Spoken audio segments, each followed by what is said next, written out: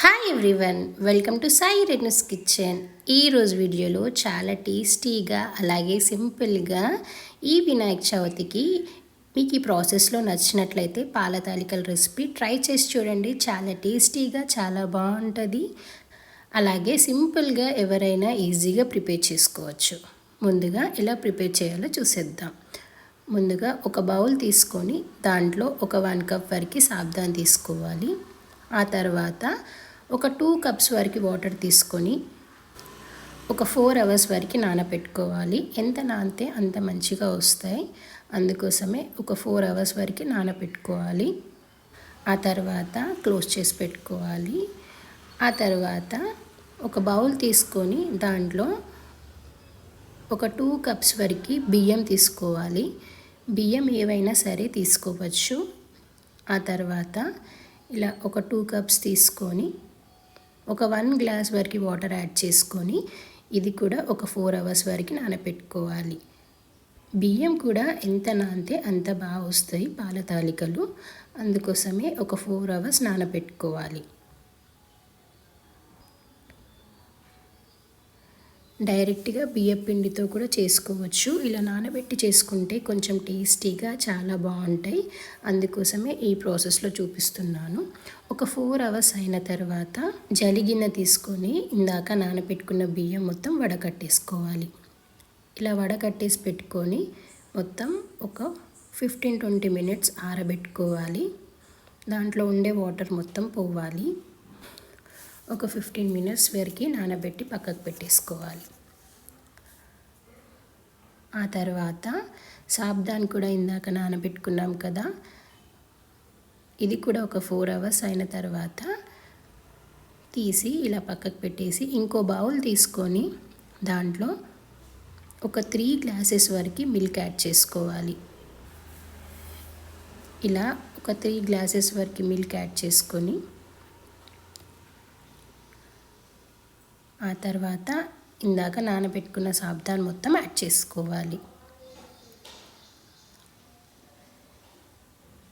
ఇలా సాబ్దాన్ అంతా యాడ్ చేసేసి మొత్తం కలుపుకొని పక్కకు పెట్టాలి. ఆ తర్వాత ఒక 15 మినిట్స్ అయిన తర్వాత బియ్యం మొత్తం ఆరిన తర్వాత మిక్సీ జార్లో యాడ్ చేసుకొని మొత్తం మెత్తగా గ్రైండ్ చేసుకోవాలి. ఎంత వీలైతే అంత మెత్తగా చేసుకోవాలి. అలా అయితేనే స్మూత్గా వస్తాయి. ఒకసారి మీకు ఈ ప్రాసెస్లో నచ్చినట్లయితే ట్రై చేసి చూడండి. చాలా టేస్టీగా చాలా బాగుంటాయి. వినాయక చవితికి ప్రిపేర్ చేసి చూడండి ఒకసారి. ఆ తర్వాత ఇలా గ్రైండ్ చేసుకున్న తర్వాత ఒక బౌల్లో యాడ్ చేసి మరీ ఎక్కువ వాటర్ ఏం యాడ్ చేయకుండా కొన్ని వాటర్ యాడ్ చేసుకొని పిండి లూజ్ చేయకుండా మరీ గట్టిగా కాకుండా మామూలుగా కలుపుకోవాలి. అలాగే స్మూత్గా కలుపుకోవాలి. అలా స్మూత్గా కలిపితేనే బాగా వస్తాయి. ఇలా మొత్తం స్మూత్గా కలిపి పెట్టుకోవాలి. ఆ తర్వాత ఇందాక పాలు సాబ్దాన్ యాడ్ చేసి పెట్టుకున్నాం కదా, అది స్టవ్ పైన పెట్టుకొని లో ఫ్లేమ్లో పెట్టుకొని మొత్తం కలుపుకోవాలి. ఇవి కొంచెం కుక్ అయ్యేంత వరకు లో ఫ్లేమ్లో పెట్టుకొని పక్కకు పెట్టేసి అలానే కుక్ చేసుకోవాలి. ఆ తర్వాత స్టవ్ పైన ఇంకో ప్యాన్ పెట్టుకొని ఒక 2 గ్లాసెస్ వరకు వాటర్ యాడ్ చేసుకోవాలి. ఇలా వాటర్ యాడ్ చేసిన తర్వాత ఒక 1/2 స్పూన్ వరకు నెయ్యి కూడా యాడ్ చేసుకోవాలి. కొంచెం తాలికలు అంటుకోకుండా ఉంటాయి. అందుకోసమే ఇలా నెయ్యి యాడ్ చేసుకొని మురుకుల పావు తీసుకొని కొంచెం దొడ్డు మురుకు చేసుకుంటాం కదా, 3 రంధ్రాల బిళ్ళ తీసుకోవాలి. అలా తీసుకొని మురుకుల పావులో పెట్టేసుకొని పిండి కొంచెం ఇలా స్మూత్గా కలుపుకుంటూ మురుకుల పావులో పెట్టేసుకోవాలి. నార్మల్గా హ్యాండ్తో చేసుకోవచ్చు, లేకపోతే ఇలా కూడా చేసుకోవచ్చు. ఎలా అయినా చేసుకోవచ్చు. కొంచెం పొడుగుగా తాలికలు కావాలనుకుంటే ఇలా పావులో పెట్టి చేసుకుంటే కొంచెం త్వరగా వస్తాయి.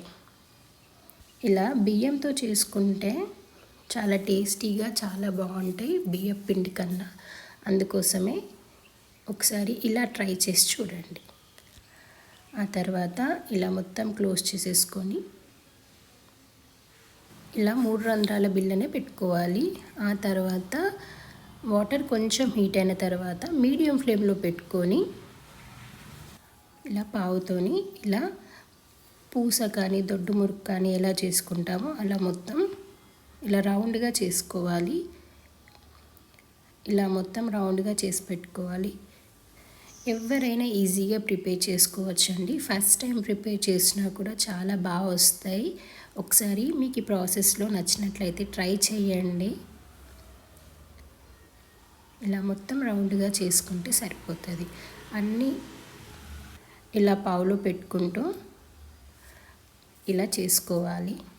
ఆ తర్వాత వాటిని ఏం కదపకుండా మీడియం ఫ్లేమ్లో అలాగే ఉంచాలి.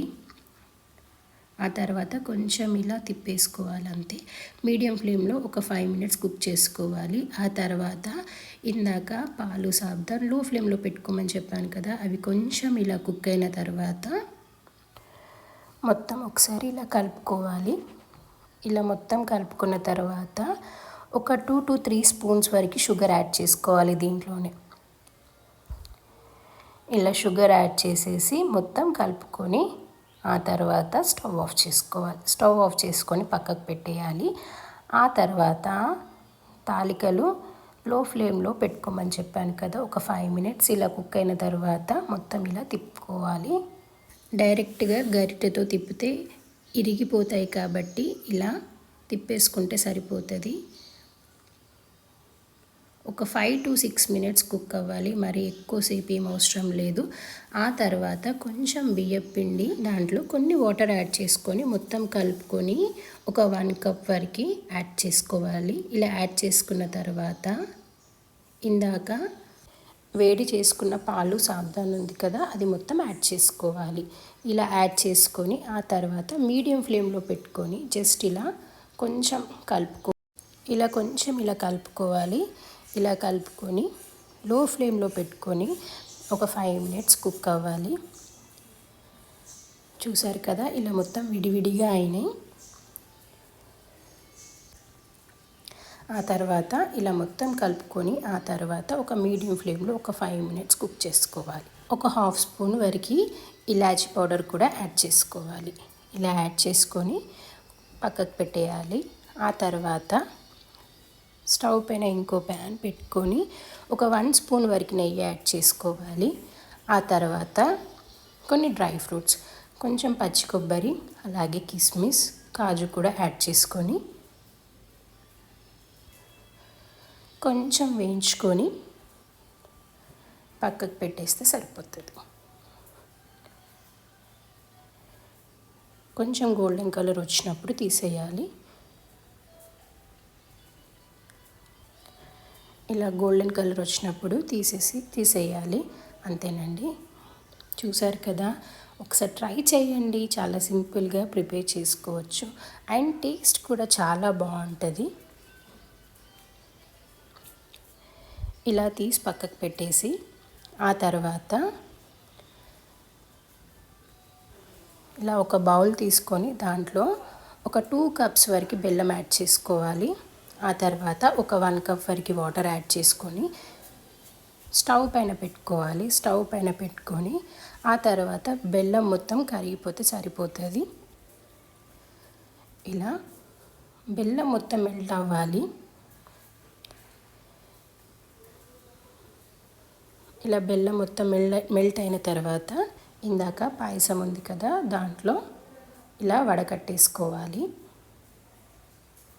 ఇలా పాయసం స్టవ్ ఆఫ్ చేసుకున్న తర్వాతనే ఇలా బెల్లం కరిగిన తర్వాత యాడ్ చేసుకోవాలి.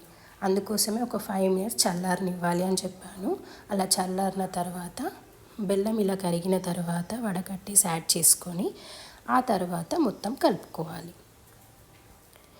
చూసారు కదా, చాలా సింపుల్గా టేస్టీగా పాల తాలికల పాయసం రెడీ.